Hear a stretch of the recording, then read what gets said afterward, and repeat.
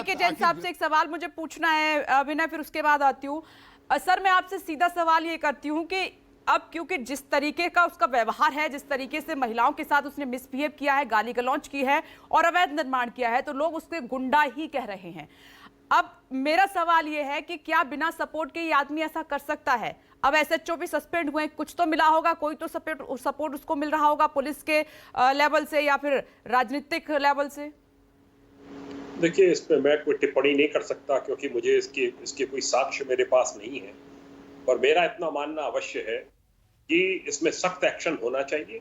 Police को, Noida police commissionerate को बड़ा सख्त एक्शन ऐसे गुंडे के खिलाफ लेना चाहिए। ये शुद्ध रूप से गुंडा है, ये माफिया है, इनके खिलाफ सख्त कार्रवाई होनी चाहिए। मैं योगी जी को साधुवाद दूंगा जिन्होंने ये बुलडोजर एक्शन उन्हीं की वजह से हुआ है, अन्यथा नोएडा अथॉरिटी इसमें कभी इस प्रकार का एक्शन ना लेती।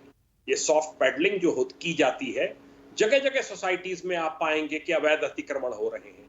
ये एक नया क्रेज चल गया है कि सोसाइटी में घर ले लो और बस फिर उसके बाद उस पूरी प्रॉपर्टी के ऊपर, उसके लॉन के ऊपर, जगह के ऊपर, पार्किंग्स के ऊपर, बेसमेंट के ऊपर वो कब्जा शुरू कर।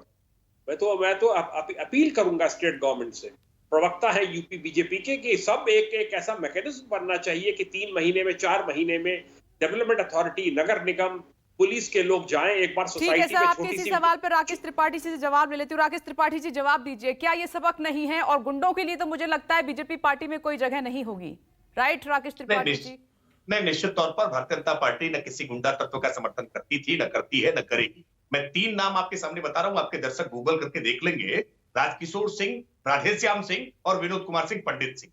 ये 3 नाम हैं जो समाजवादी पार्टी सरकार में मंत्री थे, और इनके नाम के साथ गाली डाल करके केवल गूगल पर सर्च मार लीजिए, आपको गालियों की भरमार मिल जाएगी। जिनके मंत्री गाली देते रहे हो, उनकी पार्टी के प्रवक्ता कपिल श्रीवास्तव आकर के आज हमें बेसब्री से प्रवचन देने का काम कर रहे हैं। भारतीय जनता पार्टी गालीबाज नहीं दे रहा है, एक लंबी लिस्ट नहीं। ये जो मामला है इसको गंभीरता से लीजिए, इसको गंभीरता से लीजिए, इससे सबक लेने की जरूरत है। दूसरा, नहीं 1 मिनट रुक जाइए, गंभीर बात छिप जाएगी, वक्त की कमी है। जो जैन साहब कह रहे हैं कि सोसाइटियों में जो अवैध निर्माण किया गया है, नोएडा प्राधिकरण कहां सोया रहता है, कहां खोया रहता है, क्यों एक्शन नहीं लिया जा रहा है? तो क्या आप ये मुहिम चलाएंगे? जिन लोगों ने दादागिरी करके अवैध निर्माण किया गया, बाकी सोसाइटी के लोगों को परेशान किया गया, उनको लिस्टेड करके ऐसा ही एक्शन होगा आगे? देखिए विपनेश, आपको ये बात ध्यान में रखनी चाहिए कि उत्तर प्रदेश की योगी आदित्यनाथ सरकार ने एक मॉडल डेवलप करने का काम किया है। अवैध अतिक्रमण चाहे जमीनों पर हो, ग्रामीण जमीनों पर हो या सरकार की शहरी सोसाइटी में, हमने अवैध गतिविधियों पर लगाम लगाने के लिए, अवैध अतिक्रमण लगाने के लिए, रोकने के लिए हमने बुलडोजर चलाने का प्रयोग शुरू किया, और इसी बुलडोजर की आज ख्याति पूरे देश भर के अलग अलग राज्यों तक पहुंची है। राकेश त्रिपाठी जी, आपकी बात के कहे अनुसार मान लेते हैं कि जितनी भी सोसाइटी में अवैध निर्माण हुआ है या जो भी व्यक्ति गुंडागर्दी कर रहा है, पार्टी का रसूख दिखा रहा है, उन पर एक्शन होगा। लेकिन अब भी सवाल यही है कि श्रीकांत त्यागी की गिरफ्तारी कब होगी? 48 घंटे का समय आपके सांसद की तरफ से दिया गया था, लेकिन अब भी वो फरार है। ब्रेकिंग विद एजेंडा में वक्त इतना ही था। आप सभी का बहुत बहुत शुक्रिया इस चर्चा में शामिल होने के लिए। देखते हैं कि श्रीकांत त्यागी कब गिरफ्तार होगा। एक छोटा सा ब्रेक, फौरन लौटेंगे। नमस्कार, मैं हूं मानक गुप्ता। अगर आपको हमारा ये वीडियो पसंद आया हो तो इसे लाइक और शेयर जरूर करें, और हां, हमें सब्सक्राइब और फॉलो करना ना भूलें ताकि आप देश और दुनिया की कोई खबर मिस ना करें।